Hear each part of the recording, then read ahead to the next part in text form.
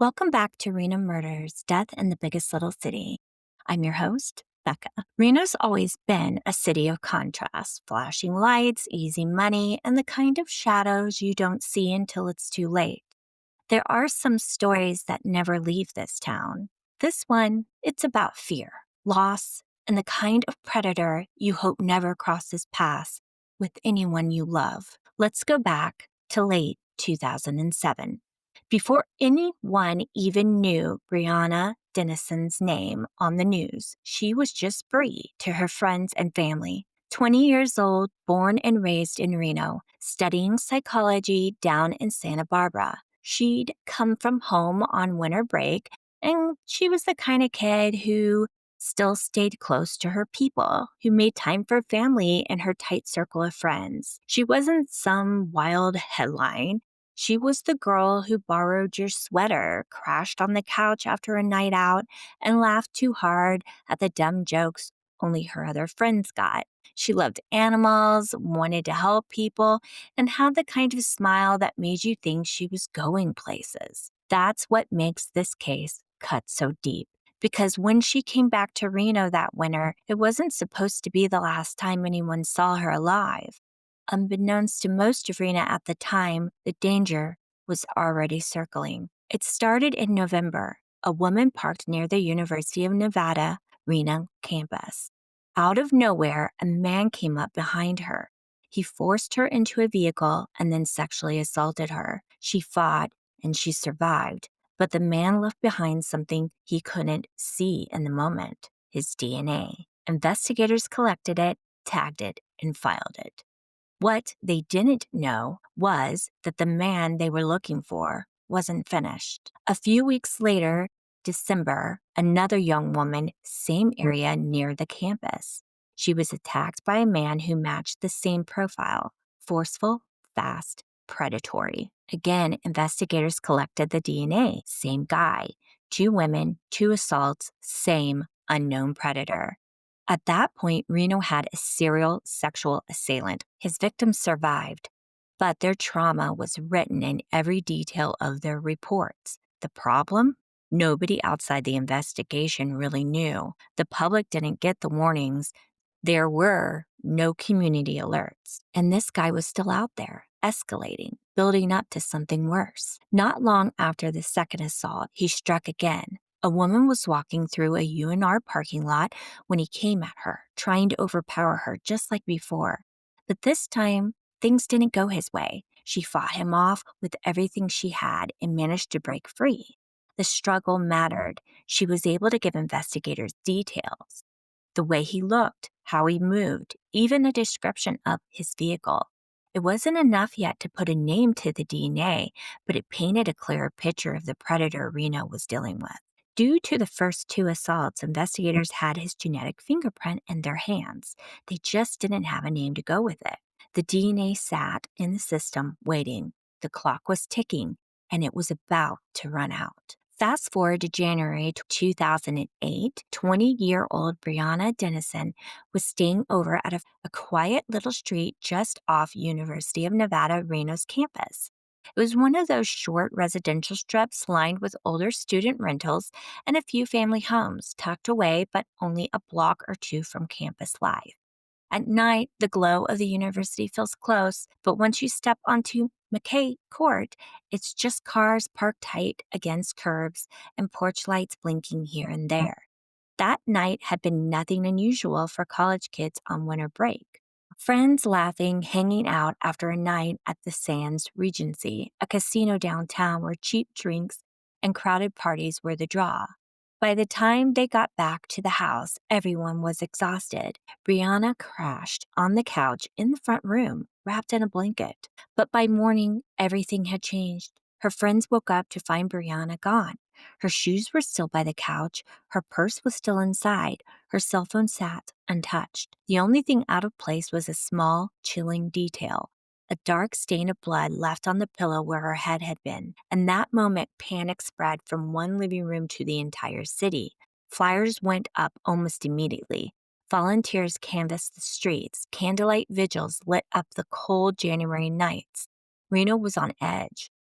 Investigators went through that little house inch by inch. On the couch where she'd been staying, they found it. That small, undeniable blood stain on the pillow. And when the lab ran their tests, the results came back loud and clear. DNA. Not just any DNA either. The exact same profile tied to the two campus rapes and the attempted assault from late 2007. Same man, same predator. He had been circling Reno for months, hunting near the university, and now he had taken it a step further. At that point, investigators knew what they were dealing with. This wasn't some isolated disappearance or a young woman deciding to leave town. The evidence was screaming at them. A serial offender had escalated, and the stakes were life and death. It wasn't until after Brianna vanished in January 2008 that the full picture came out. Police finally stepped up to the microphones and admitted what they had known for weeks. 3 separate cases, all tied together, which meant one thing. Reno wasn't dealing with a random kidnapping. There was a serial predator operating in the biggest little city. That announcement sent shockwaves. Up until then, most people thought Brianna's case was a one-off horror, an isolated tragedy. But when the connection became public, fear hit a whole new level. And then came the outrage. Parents of UNR students were furious. College women who had been walking home at night, riding elevators and parking garages, going to parties, they felt blindsided. The question spread fast. If police had known about these earlier attacks, why didn't they warn the community? Why weren't there alerts plastered across campus? Why weren't students told to stay in groups, to watch for a guy lurking in a white truck, to carry something, anything to protect themselves? People couldn't shake the thought. If the public had known about the DNA connection earlier, maybe Brianna would have been more cautious that night. Maybe she would have made a different choice. Maybe she'd still be alive. That gap between what investigators knew and what the public was told created a wound that Reno still remembers. It wasn't just about safety, it was about trust. And in those first few weeks after Brianna disappeared, the city felt like it had been left in the dark. For 3 weeks, Reno searched. And then came February 15, 2008. A man walking near a business park in South Reno noticed something out of place in a brush-covered lot. At first glance, it looked like a pile of discarded clothes. But as he drew closer, the truth was devastating. It was a body. Police and forensic teams swarmed the scene. The area was taped off, search crews combing the dirt and weeds for anything the killer might have left behind. There, in that cold, undeveloped field, lay 20-year-old Brianna Denison. She had been left partially covered. Brianna had been raped and murdered, and once again the DNA told the story. The profile matched the campus rapes from November and December. Same man, same pattern. Forensics had given investigators everything but a name. They knew exactly who they were hunting, genetically speaking. But the man behind the DNA was still just a shadow. The break finally came in November 2008, nearly a year after Brianna disappeared. A call came in to secret witness, Reno's anonymous tip line.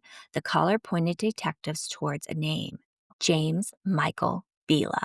James was 27, living in Sparks, just next door to Reno. He worked construction, had served in the Marine Corps, and on the surface looked just like another blue-collar guy. But peel back the layers, and the warning signs started to pile up. He drove a white truck, the same type of vehicles witnesses remembered from the attempted assault near campus. And his ex-girlfriend had started to suspect him, enough that she quietly encouraged someone to make that call. Detectives dug in, watching his movements, asking questions, building a case. They needed DNA, but James wasn't exactly lining up to give him a cheek swab. So investigators got creative. They collected DNA from an unlikely source, his ex-girlfriend's son's toys. When the lab results came back, it was undeniable. The profile matched perfectly with the DNA from Brianna Denison's body, from the scene of the crime and from the earlier assaults. They finally had him. The faceless, unknown subject was no longer just a code in the system. He had a name, an address, and a past that investigators were ready to put under a microscope. The trial opened in early 2010, and it was everything Brianna's family had dreaded. 2 years of waiting and not knowing if the justice system would hold. And now they had to sit in a courtroom and listen to the darkest details of what happened to their daughter. Prosecutors laid it out step by step.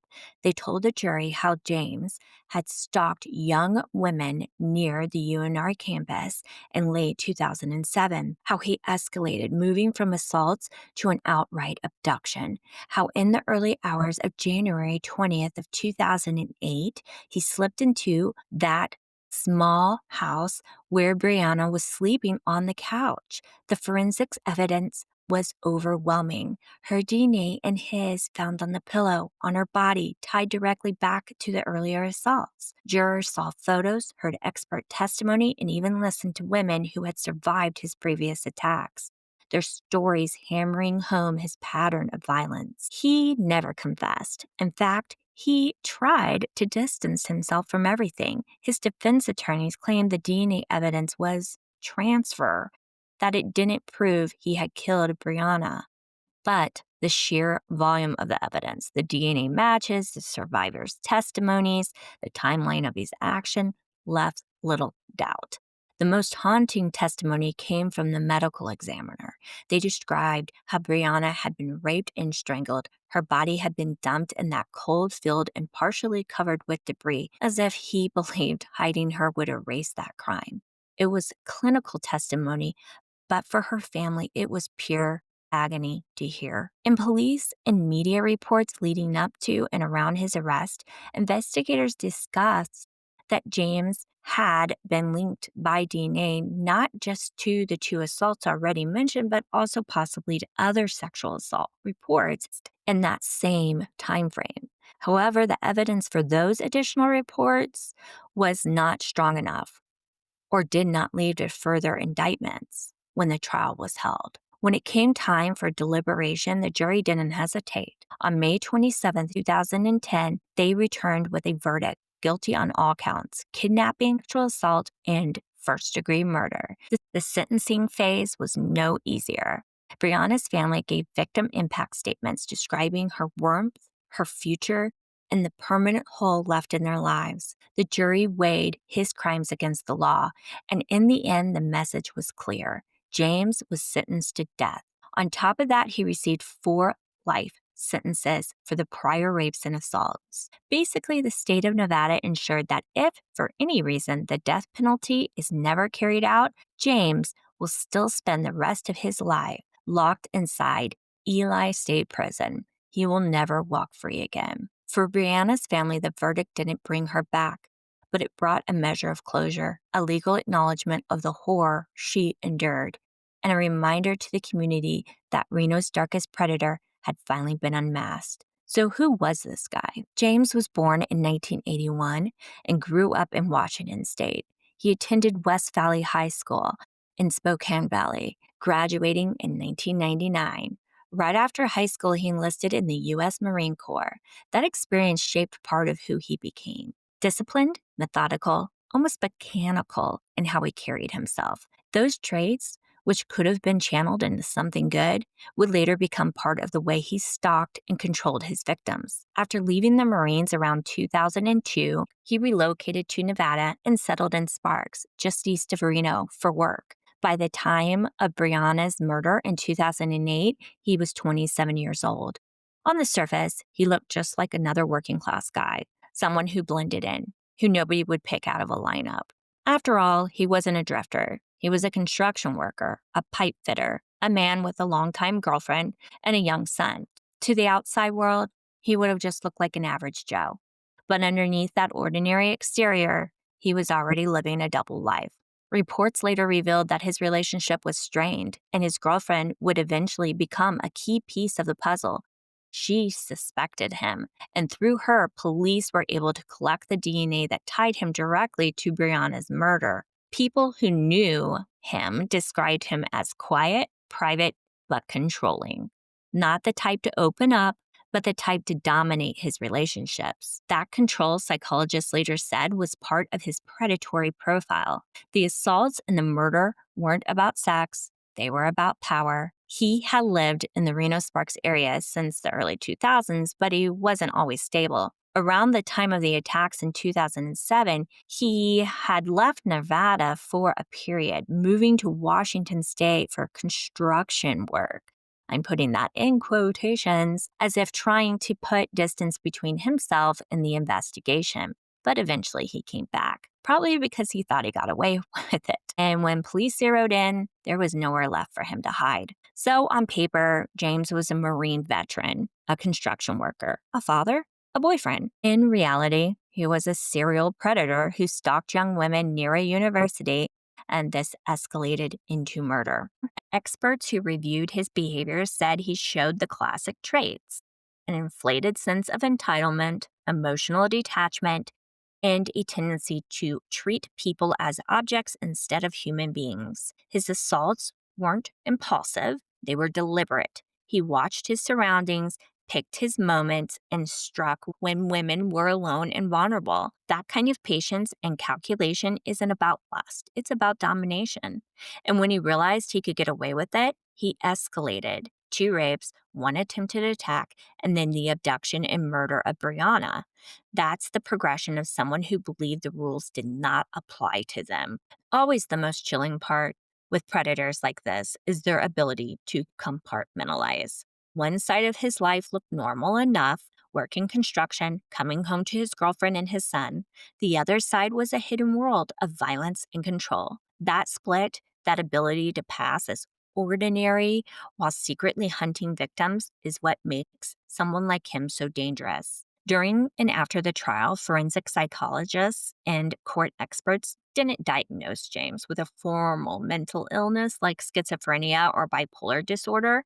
Instead, they consistently described him in terms of antisocial and psychopathic traits. He showed a disregard for others' rights, lack of remorse, and manipulative behavior, all classic markers of an antisocial personality disorder. Experts pointed to his entitlement, his lack of empathy, and the calculated predatory behavior as aligning with psychopathy. He stalked his victims, he planned his assaults, and he escalated without hesitation. His attacks weren't random or frenzied, they were deliberate, meant to enforce control. That behavior is often highlighted in forensic psychology as power control rape, where the goal isn't sexual gratification, but domination. He was not found to be delusional or otherwise out of touch with reality. He knew exactly what he was doing and went to lengths to cover his tracks, which is why prosecutors stressed he was fully responsible for his actions. Though in forensic psychology terms, he wasn't insane. He was profiled as a psychopathic antisocial offender, someone who lived a double life and preyed on women through careful, calculated violence. I always find these individuals to be the most terrifying. Right now, James is sitting on Nevada's death row in Ely State Prison. Appeals have gone nowhere. He's just another inmate waiting for his time to run out. But here's the thing. This story isn't about him. It's about Brianna Denison. She was 20, a daughter, a friend, a young woman with her whole life ahead of her. Her murder changed Reno. It led to Brianna's law, making sure DNA is collected from anyone arrested for a felony, so the next unknown subject can't hide as easily. Her family turned their grief into action. They created the Bring Bree Justice Foundation to push for safety, for change, for remembering her not as a victim, but as a spark that lit reforms. So today, if you're listening to this in Reno or anywhere else, remember Brianna, say her name, because behind the crime scene photos and courtroom headlines was a real person whose story deserves to live on. Thanks for listening. This has been Reno Murders, Death in the Biggest Little City. I'm Becca. Please stay safe out there. If you like what you heard today, share it, like it, and subscribe.